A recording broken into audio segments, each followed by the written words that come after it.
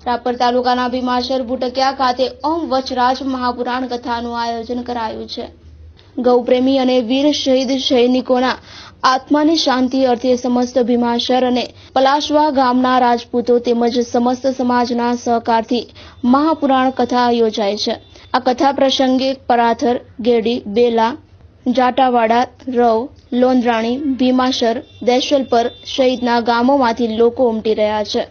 जय मंदिर जाओ तो एम कहे कि आईसी અને ગુડ છે, वहां जाओ तो एम कहे आईसी, પછી આપણને વિચાર આવે કે અહીંયા દાદા છે કે વહાં છે, જન્મનું સાચું રહસ્ય શું છે આપણને ન સમજાય એટલે આપણને આત્મવિશ્વાસ ઘટે ને। પણ જે ભાવુક ભક્ત હોય ને એને કોઈ દી ન ઘટે, એને ખબર છે કે જે હોય ને સત્ય જ હોય, રહસ્ય જન્મની એક જ હોય, એના કારણો અલગ હોય, જુદી જુદી રીતે હોય, અવતાર અલગ હોય, સમય અવતાર અલગ હોય, પ્રગટ જગ્યા હોય, પ્રગટ થયા હોય। અને અહીંથી જે વચરાજ મહાપુરાણ આપણને ધીરે ધીરે કાલથી આપણે આવશે, આખી સોલંકી થી આવશે અને આપણે છે ને આદેશ મારી દીધો એટલે રમે ને એ આપણે ધ્યાનમાં ન હોય ને આપણું મન છે ને આમ કેચવત ન થાય। અને છોકરાઓ આખ્યાનમાં એ મોર આવજો, શું સાંભળવું હજી જો યજ્ઞ કરીને યજ્ઞની અંદર આવતી નાના બાળકોના હાથે આપણે શું કામ કરાવી કે એનો હાથ વરે એને ખબર પડે કે આપણે આવું કાર્ય કરાવ, એને કોઈ ફળ ન મળે પણ એને ફળ ઈ મળે કે એને જો ઈ કામ ચાલુ કરવા માંડે ને તો એને જ્ઞાન આવે, જેથી કરી મોટા થાય ને તો એ કાર્ય કરે। એટલે આપણે બાળકોને જયારે સારા કાર્ય કામ કરીને ત્યારે બાળકોને સાથે લઈ જવા કે જેથી કરીને ખબર પડે સત્ય શું। જો રામના મંદિર હોય અને આપણે ત્યાંથી નીકળી આપણા હાથે આંગળીએ બાળક હોય તો એ પૂછે કે આ કોણ છે, આપણે કઈ રામ છે, એ કઈ કોણ હતા, કે દશરથના પુત્ર હતા, દશરથ કોણ હતા, રામે શું કર્યું, કઈ અધીન રામાયણ થાય ને।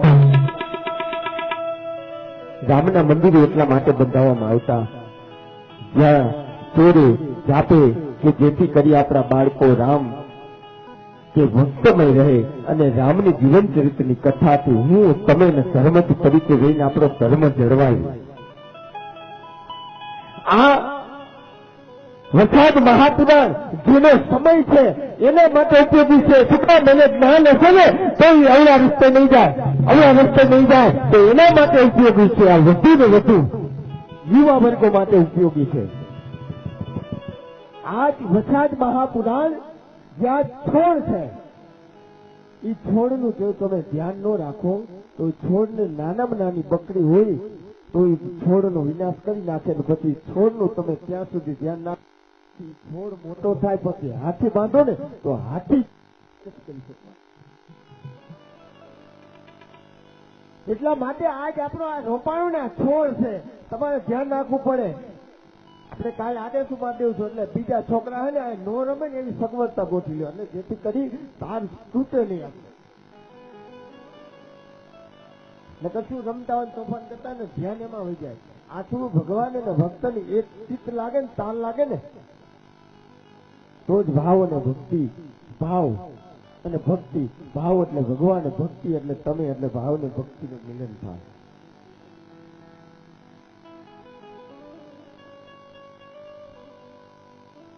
એટલે જ્યાં સુધી આપણામાં અંધશ્રદ્ધા હશે ત્યાં સુધી હું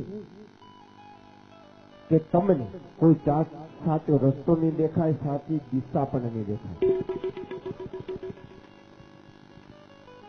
અંધશ્રદ્ધા દૂર કરતું આપણું આ વચરાજ મહાપુરાણ છે। અંધશ્રદ્ધા દૂર કરીને સાચી શ્રદ્ધા જગાવે। મને તમને સાચું જ્ઞાન આવશે, સાચું જ્ઞાન આવશે પછી આપણા હાથની અંદર જે સંપત્તિ છે કે આપણા ઘરની અંદર જે બાળક છે મોટું થાય ને ધર્મના રસ્તે ચાલે, ક્યારે અધર્મના રસ્તે ન ચાલે।